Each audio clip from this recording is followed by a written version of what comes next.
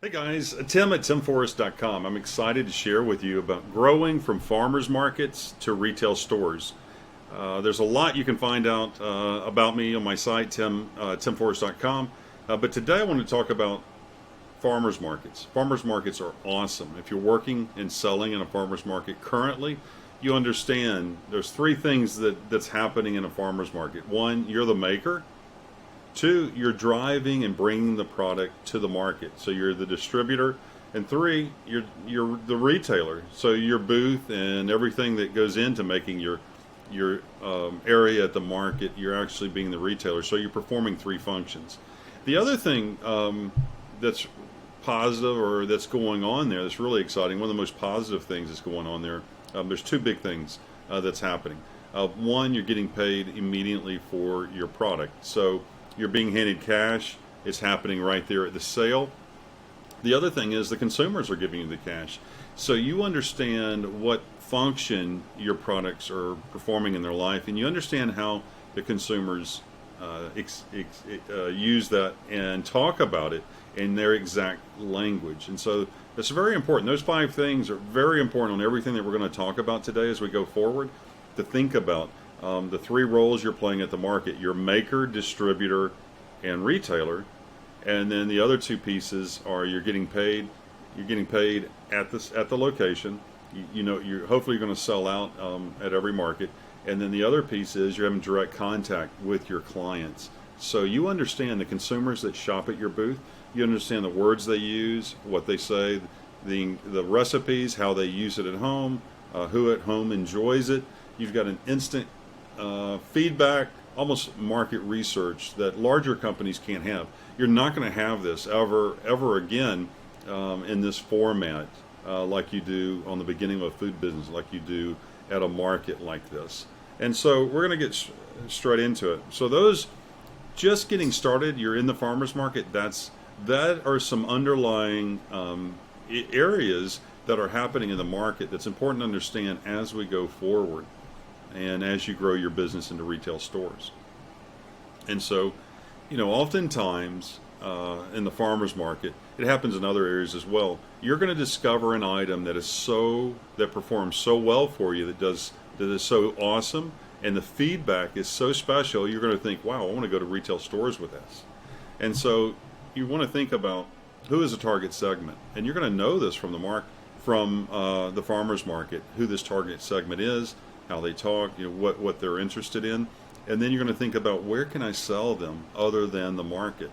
I always advise, before you go to retail stores, think about having multiple farmers markets and gaining additional exposure and management skills as you're selling in multiple markets.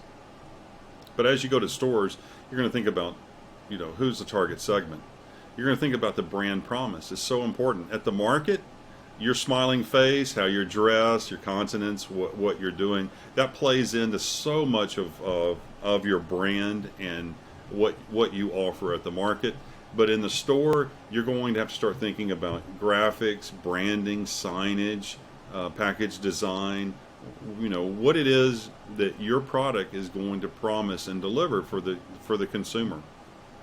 The other thing are channels. And so where are you going to sell the product? You've got supermarkets, club stores, you've got theaters, you've got fresh markets, you've got other markets as well. You've got supermarkets, you've got drugstores, military commissaries, you've got direct-to-consumer means like online. There's just a myriad of options of where you're going to sell. But you're going to have to think about your distribution channel and your first distribution channels of where you're going to be most successful. Also, it's important you think about, what do I need to be successful in that channel? And so that's something to think about as well. And you're going to have to create the product. So at the farmers market, it's you have a lot more variability on your packaging. You have a lot more variability on how you sell the product. But when you start to up your game and go into retail stores, you're going to start thinking about the actual product and the sizing, retail pricing, those sorts of things. And it's great if you can have some advantage, and you're going to have to think about, what is your advantage.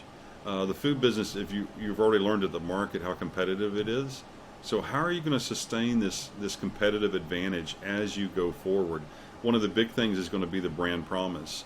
Oftentimes, the most successful food companies, most successful food products, they've identified a segment or a job that their food product does for people that's not currently being offered by other products in the set. And so those are the 5 things you want to ask yourself and think about before you start preparing to go into the food business. Later on, I'm going to share with you a 3-year plan to go forward. But you want to ask yourselves these questions. You can just jump in and just start doing it, but you're going to run into a lot of hassles, and you're going to save yourself a lot of time and headache by thinking about these things ahead of time. Again, we talked about the 5 areas, and there's really 3 questions you want to ask yourself. Are you selecting the right product for the right channel? Is this the right opportunity? And so you want to make sure that what you're doing is offering value to the channel, and what value is for the buyers that you're going to approach. You're going to need to be able to manage growth in your business. You're going to be dealing with a lot more buyers, a lot more consumers than you currently are at the market by working in retail stores. And you're going to want to think about, how is it that you're going to manage that growth? Who's going to help you on manufacturing? How are you going to handle shipping? Those sorts of areas. Because once you go out beyond the markets and into stores, you're going to oftentimes require much more help. And a lot of times you're not going to be able to meet with your current supplies. You're not going to be able to meet the demand of the retail stores. And then you're going to need, because you're going to be working with other people and a team, you're going to need systems to sustain that growth and to go forward. One of the most obvious things that you need when you go into retail stores is going to be the food package and label. And there's 3 laws, specific, very long laws that explain on exactly everything that has to happen, and what you need to do with your packaging. And so when you think about the package, yes, you've got the nutritional facts panel, but also the principal display area in the front. The law also requires that you supply information. And so this is mandated by the state that you're in, and also by federal law by the FDA. And it tells you exactly, it goes into great detail on what the needs are. It's not just the ingredient statement, it's not just the calories, but it's actually what you present and how you present it on the front of the package. And so, we can real quickly go through those 3 laws, but you've got the Food, Drug, and Cosmetic Act, which is from the FDA. You've got the Fair Packaging and Labeling Act, and the Public Health Service Act. But primarily, some of the main things you want to understand are there are rules about the packaging. Everything that you do needs to be very transparent, and there are requirements that you have to have on the packaging throughout. And so I can share those very quickly, the mandatory items. And so you need to have the identity of the food. What is it in the package? What's the ingredient statement? The ingredients that are in the product, which just makes total sense. Everything that's in there needs to be declared on the statement. And then you do it in descending order. So the largest item in the recipe goes first, goes down from there. You need to share with people on the front as far as what's the quantity of food, the name, place of business. If you're going to ship this overseas, you're going to need to have the country of origin on there. And so you need to have that as well. Nutrition information, any kind of material facts that are important about the product. You're going to need your allergen information.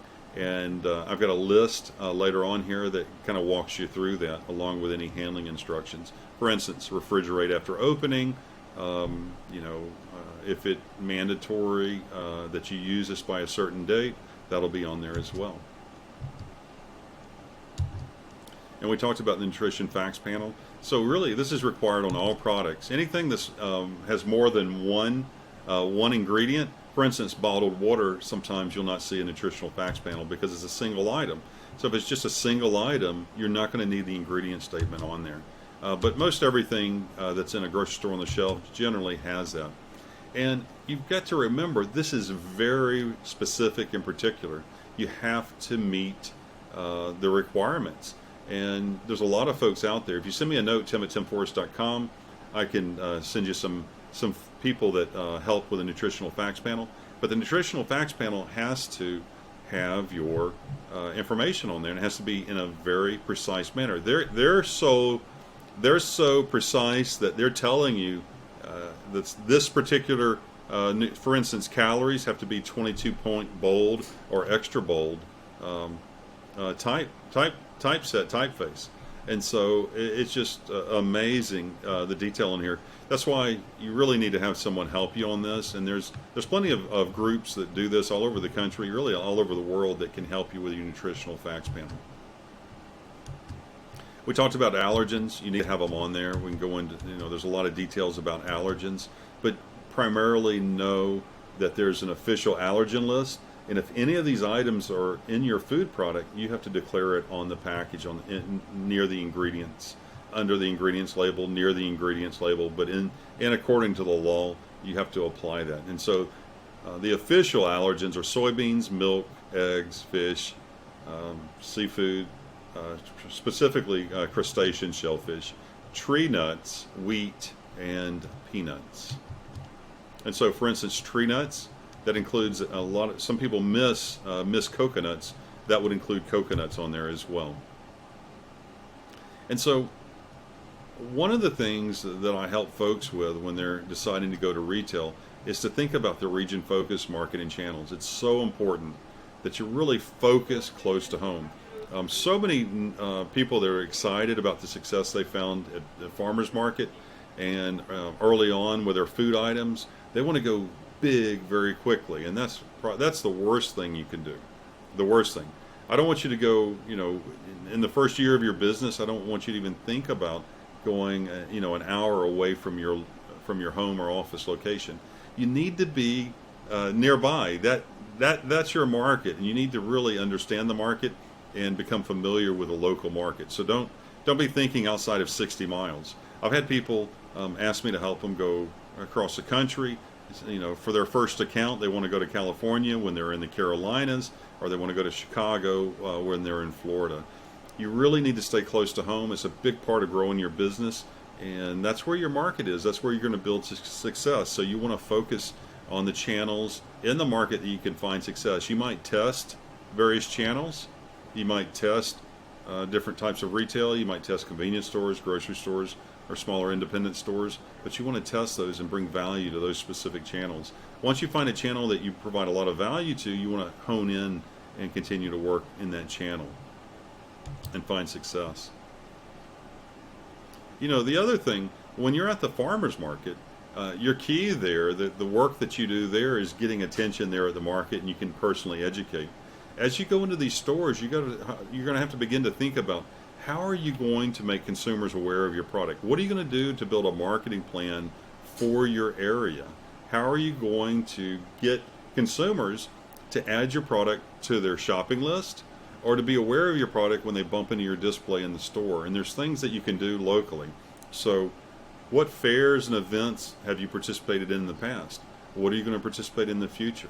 What's sporting events? What's happening in your town or area that you can get the word out, share coupons, and share with people that your products are available? What can you do online? How can you support your retailers online? And how can you be thinking about online as well? This is time to be thinking about those things and working with not only retailers in your market, but also online as well. And, it's been evident, I think, from the presentation that understand that your role is going to change from working in the farmer's market to where you're the maker, you're the distributor, you're the retailer, you're talking to all the consumers, to you're going to become much more of a manager. You're going to be much more working to manage these processes. You're going to need help on manufacturing, you're going to need help on distribution, you're going to need help to get your products to the stores and marketed on the stores. You're going to need help to bring in all these new consumers into your product. And so how are you going to do that? What are you going to do? And that's going to be the management role. It's going to be a new role that you take on, and there's going to be processes and systems that you're going to adopt to use as you grow and scale your business. Many folks have done this ahead of you, and there's plenty of paths and role models to go forward. What I think is key, and what I push my clients towards, is being successful in their home market. The worst thing you can do, and this happened so many times, is to grow quickly from your local market. Say, you grow it, you're doing a great job, and you're able to grow the business to 500 retailers in your home market, and then all of a sudden to go out and go nationwide and add 5,000 stores just quickly. So many folks that don't think about taking care of that home market, they end up losing that business, and then they end up losing everything, because the key to their business is the success in the home market, and to grow and understand their consumer and be able to scale that relationship into new markets. And so you want to be cautious as you add new markets. You want to go forth with strength and not hope and saying, oh, maybe it's going to work, maybe I'll be successful on the shelf. You want a system that you can roll out and scale, and that's why it's so important that you're going to move away from being a maker and more to you're going to be a manager as you work with retail stores. And part of that management process is manufacturing. And so, are you going to do co-packing, or are you going to continue to self-manufacture? If you've been selling at the farmers markets, more than likely you're working under cottage industry laws, or you're self-manufacturing. But it's more than likely it's really time for you to consider co-packing and thinking about. Sure, you can work with that commercial kitchen, but at some point in time, the real value to your business, when you sell your business and you continue to expand and grow it, the value is going to be the relationship with the consumers that your brand carries. It's that relationship, the stores that you're in, the consumers that are buying your product. What you want to be successful in is the marketing, sales, and communication with consumers. That's where the value is. It's going to generate the dollars, the turns that you have. But the manufacturing facility, the plant, that is not usually what buyers are interested in. It's not what brings the value to the business. Also, if you get caught up in manufacturing your product and all of the headaches, all the government red tape, the reviews of your facility, the employee issues, management, ordering product in, getting all of that managed by you as a brand, that takes your activity out of the market, takes your activity and focus away from branding and marketing and on manufacturing. You need to be focused on that, but it's so much better and so much optimum for your business to be able to delegate that to a sound co-packer, build a co-packer relationship, so that you can spend all your time growing the business. At some point in time, it might be a financial decision. You want to manufacture for yourself. Also, if you can't find a co-packer to help you get started, obviously that's a time that you would manufacture yourself as well. But it's really optimum to have a co-packer. Some of the largest companies, food brands in America, operate with co-packers. It's just amazing. You'd be so surprised how many products that are sold today at retail are co-packed, because the value is just not there for brand marketers. The value is in that relationship with consumers, not in on the manufacturing side. And there's people out there that can oftentimes do it much more efficient than you can, and they're much more effective. Also, you don't have time, and we're going to talk about that in just a moment as far as working with orders. You're going to need to think about the order process. Before, with a farmer's market, if you were exhibiting once a month or once a week, you were planning for that event, and you'd make and bring the product to sell. With retailers, you're going to have an order process. They're going to generate an order, and they're going to expect you to fill it. They're going to transmit the order, and you're going to be given basically 10 working days to get the order there. So there's not a lot of time for this, and the orders just keep coming and keep coming. And so you're going to have to be able to fulfill those orders. One of the things to make sure that you want to have a system, a very simple system, but you're going to make sure you manage lot codes. One of the things when you start to think about manufacturing product and working with retail stores is you're going to have a recall program. You're going to have to be prepared for recalls. And you don't want to recall, but if you do, you have to be prepared for that. So you don't have to bring everything off the market. You're just going to bring any product that needs to be recalled back in. But again, you do not want to recall any product, and so there's a lot of discussion and thought. Part of the reason I'm so positive and work with co-packers is they oftentimes will bring the experience and the know-how to avoid any product recalls, and it's not something you ever want to have happen to your business. And then shipping, you're going to be given 10 working days to ship the product, and it has to ship. So it's something to be aware of. And thinking about your business, we talked about inventory and we talked about orders and working with the farmers markets. With retail stores, you have to have the product available. It's not, when you're working with stores, the activity becomes so fast and you have to get the shipped out for their purchase orders to fulfill their purchase orders. You don't have time to make, bake, cook, or run kettles to fulfill their orders generally.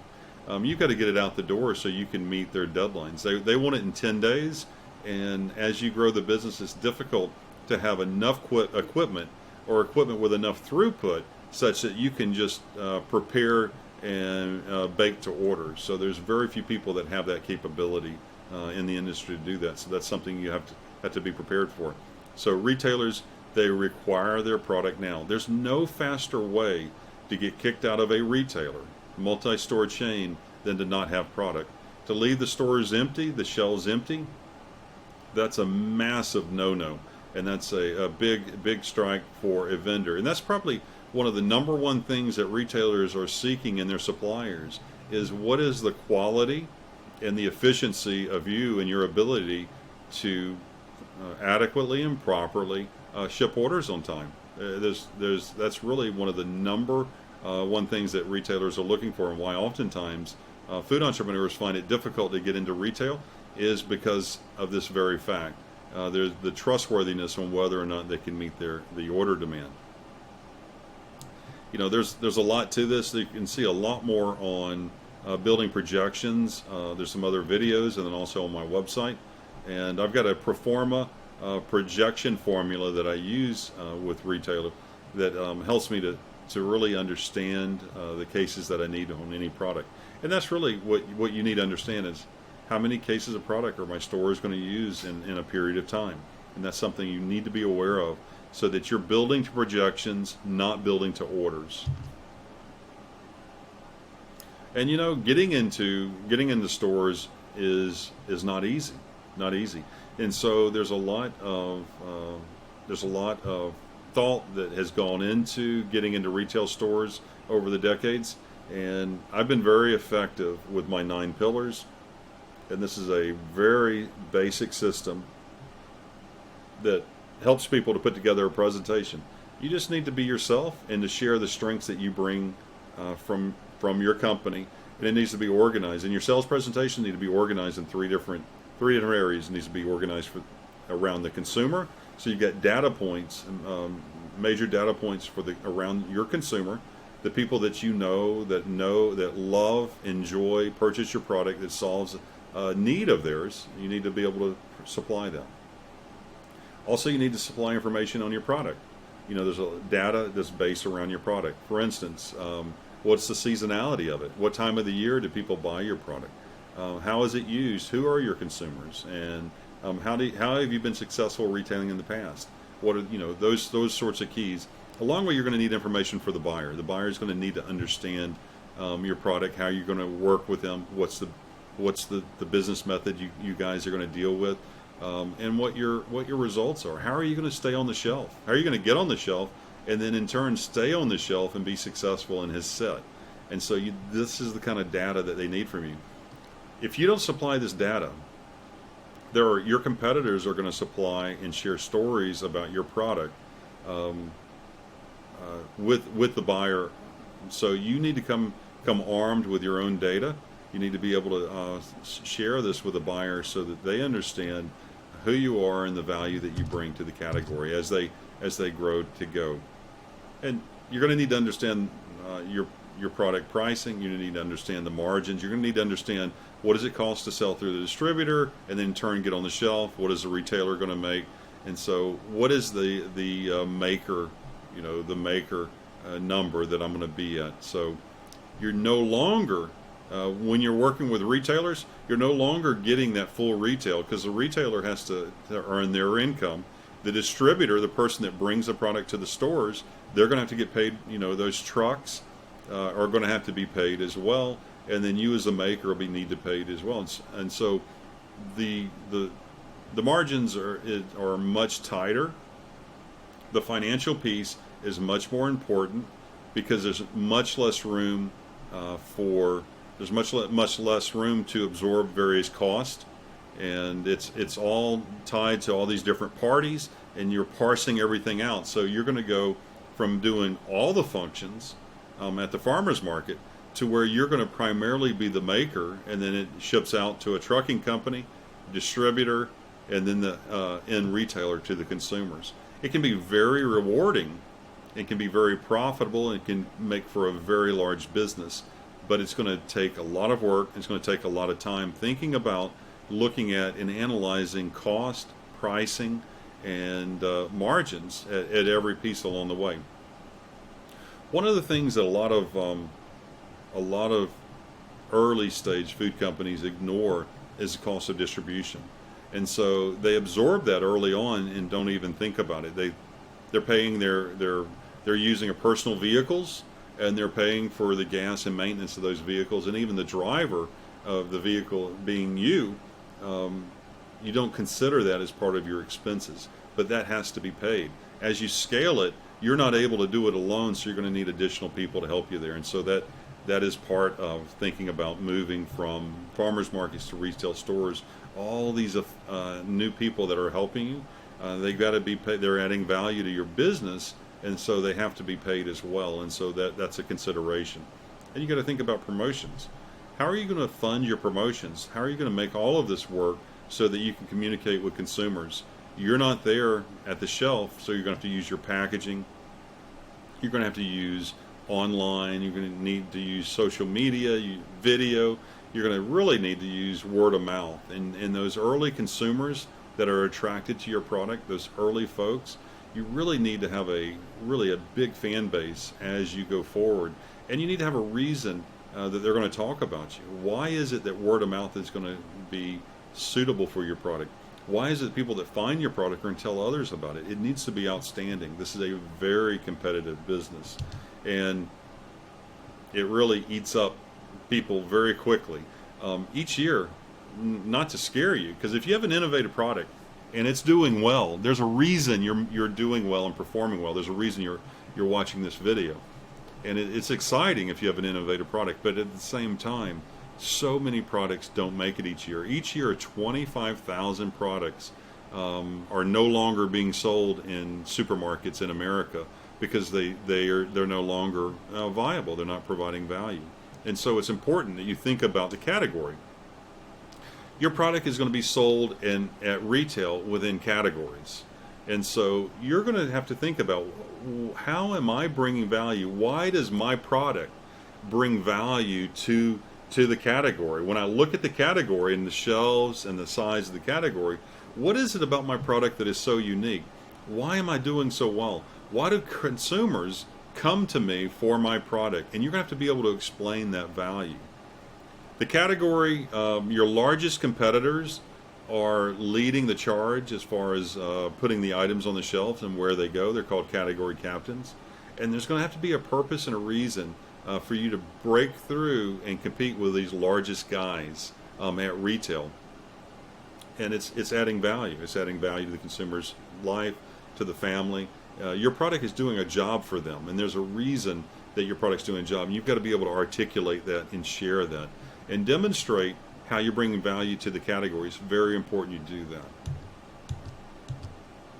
So, what are some of the expectations? And I'm going to just walk you through a general idea of some of the expectations that you should be thinking about when you're thinking about growing from a farmer's market. Hopefully you're in 2 or 3 farmers market at this point, and so you understand really well how your products perform, and who your consumers are, who your ideal consumers are, why they love your product so much, and what the function is in their life for themselves and for their family. But in year 1, you need to think about the packaging. You've got to have packaging for your product, more than unless it's a produce item. But generally, you're going to need to think about packaging. We talked a lot earlier on about packaging, but in your first year, you really want to hone down on your packaging. And there's lots of things that you can do to save money on your initial packaging. You can sticker products. You don't need to have custom packaging at first. You do need to have purposeful packaging, and it needs to be for your product. It has to be safe for the consumer, but you're going to need to think a lot about the packaging. One of the things you can do is go look at competitive packaging. Go to the, I mentioned category earlier. Go to the category and see how others, put their products on the shelf. How is it packaged? Is it in the cooler? Is it in the freezer? Is it on a shelf? How tall is the shelf? What's the size? What are the average retails? Think about that. So where will your product fall? Start to think about packaging. Displays. The worst thing you can do as a new item is to go in a giant category and have one facing on the, a lower shelf where no one can see it. So really, at first, you're not doing yourself any service if you don't have a branded display. You really push you and suggest that you have branded displays. Also, 10 stores. I challenge you to take care of the packaging, get your displays going, and get into 10 stores. That's a lot of work. And to make that happen quicker than the first year, that's great if you can do it, but that's the time frame that I would suggest you think about. Be thinking that this is going to take a year to do that. Also begin to think about other product ideas. Always have a product idea notebook, either online, somewhere online on your computer, or carry it around. Doesn't matter how you keep up with it, but begin thinking about what your products, what additional products you can bring to market. People that love and enjoy your product, there's other things you can supply to them. So begin to think about that in your first year. In year 2, I want you to think about going to 50 stores. Possibly you're going to work with your first distributor if you haven't already in the first year. But in year 2, you're going to be working with your first distributor. You're going to possibly be looking at additional channels and testing other channels where you might be most successful. And again, you want to start thinking about bringing new products to market. As you expand, instead of adding more stores, think about adding more products. And so, for instance, instead of adding 100 more stores, let's add 3 new products or 2 new flavors of your original product. So if you go from 1 product in 50 stores to 3 products in 50 stores, that's 150 facings of your product. And so that's how you grow your business. And that's really, really key. And it's how you grow your brand. And then imagine if you had 10 items in those 50 stores. That's the equivalent of 1 item potentially in 500 stores.